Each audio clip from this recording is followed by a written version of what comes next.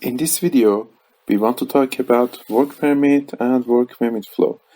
As you can see in this form, we have list of work permit groups, which means for issuing a work permit, first we should have defined work permit groups.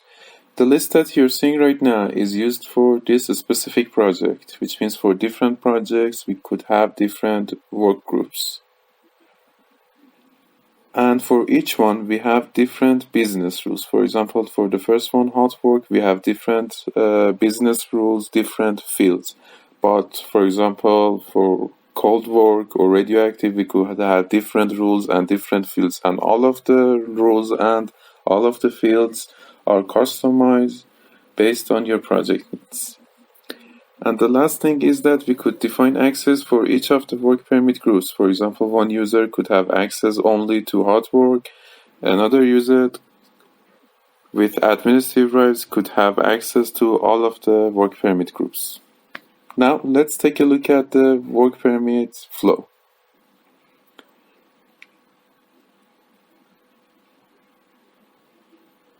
The flow which you are seeing is defined for this project, and for other projects we could have different flows.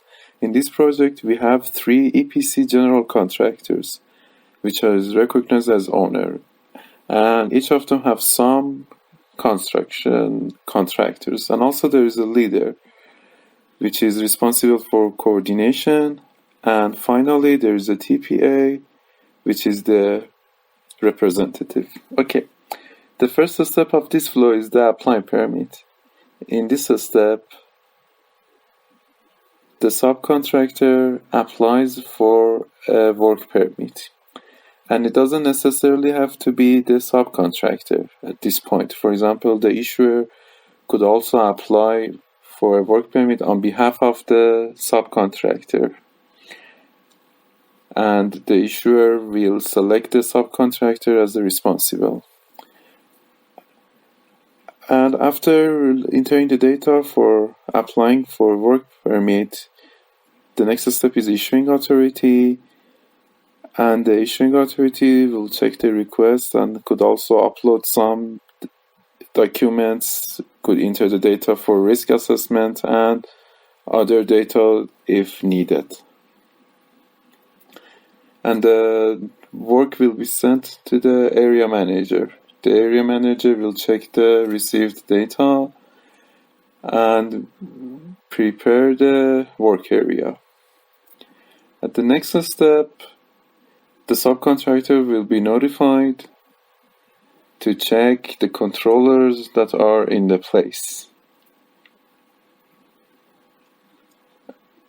And if there was anything wrong, if there was any problems, or anything missing, the subcontractor could reject back to the area manager with a comment. For example, fire and safety division was not present. Otherwise, the work will be sent to the next step, which is the owner acceptance. The owner will check everything, and if everything is okay, the work permit will be issued, which takes us to the next step, execution, and the work begins at this step. After the work has been executed, the next step is the work completion. We may have 2 outcomes. Line 8, which is yes, PA close permit, then the next one is AA close permit, and then IA close permit. And then the process will be finished. And here PA stands for performing authority, AA area authority, and IA is issuing authority. Okay, let's go back to the work completion again. In another scenario, the work has not been completed. It takes us to the next step, line 7, permit validity. We will check if the permit is still valid. if it is still valid, line 12, owner acceptance. So again, the owner checks, and if everything okay, we go to the execution part. If not, which means the permit is still not valid, the subcontractor or the responsible has to reapply for the permit, which was the first step, and the rest of the flow.